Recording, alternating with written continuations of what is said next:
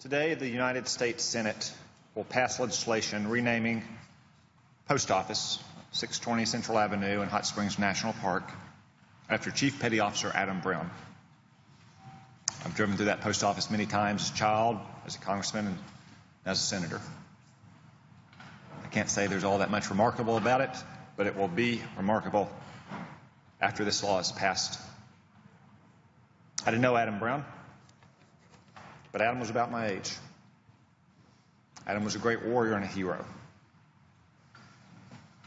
3 years ago on Memorial Day in Hot Springs, a gentleman came up to me after I spoke and handed me a book called Fearless by Eric Blame. It's the New York Times. It was a story of Adam Brown. The title captured his spirit. He was fearless. He was relentless. He was also joyful, godly man. Even as a child in Hot Springs, he was the one who would always line up to hit the biggest kid in football. He'd jump off a bridge into a local lake, jump out of trucks. Adam was an all-American boy. In his teenage years, though, Adam succumbed to addiction. He began to drink, started to use marijuana, became addicted to cocaine. That led to many crimes.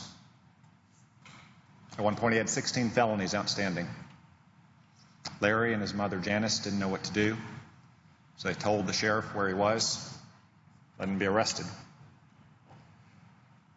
Adam went to Teen Challenge, a Christian ministry dedicated to helping youth overcome addiction. Through his faith in God, the love of his parents, and the love of his wife, Kelly, he was able to fight back his addiction, though he continued to struggle with it. And with the help of a good recruiter and out of a sense of deep and abiding patriotism in his country, Adam cleaned up his life by enlisting in the Navy. He didn't just enlist to do any job, though. He enlisted to be a Navy SEAL, some of the hardest training that our military has. Adam, of course, got his Golden Trident, and he went on to display the same kind of fearlessness and relentlessness, but also the same joyfulness that so many people in Hot Springs and in Arkansas had known. Anyone who's been in the military knows that there are always some guys in the unit looking on the dark side of things, wondering what's going to go wrong next. And Adam was the antidote to that. He always looked on the bright side. He always had a sunny outlook. He always had a helpful word for a friend or a buddy. He was always ready to help the unit accomplish the mission. He went through multiple deployments as a Navy SEAL, and there was never any quit in Adam. In 2003, he was injured in a training exercise by a simulation round, a kind of miniature paintball that the military uses.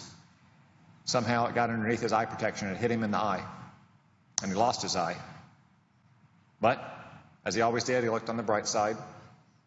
He got a glass eye with an Arkansas Razorback on it, and he played pirate with a pirate patch for his two little kids, Nathan and Savannah. And it didn't stop him from continuing to deploy as a Navy SEAL. He later was involved in a multi-car accident while deployed. His hand was crushed and 3 fingers were severed. The doctors were able to reattach it, but it could no longer be used. And of course, he was eligible to leave the military because of his combat injury. But he didn't do that. He learned to shoot with the other hand and shoot with the other eye.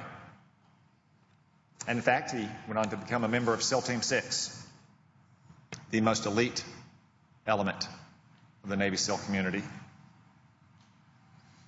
He continued to deploy and fight, but also to show deep compassion. In Afghanistan, he noticed how many of the poor little Afghan children didn't even have shoes on their feet in the darkest, coldest days of winter. So he arranged for a local pastor in his community to send shoes that he could give to them.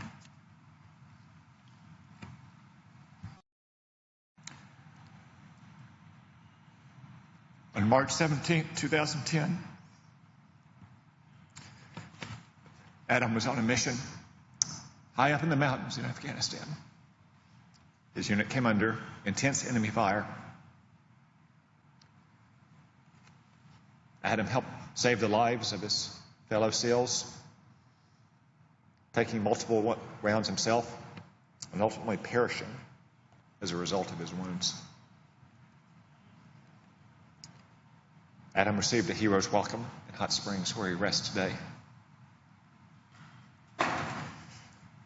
Adam's story is a story of faith and redemption, service, and love. When little boys and little girls drive by that post office in Hot Springs in the future, I hope they ask their parents who Adam Brown was. I hope their parents can tell them his story and inspire them with his example. Mr. President, I yield the floor.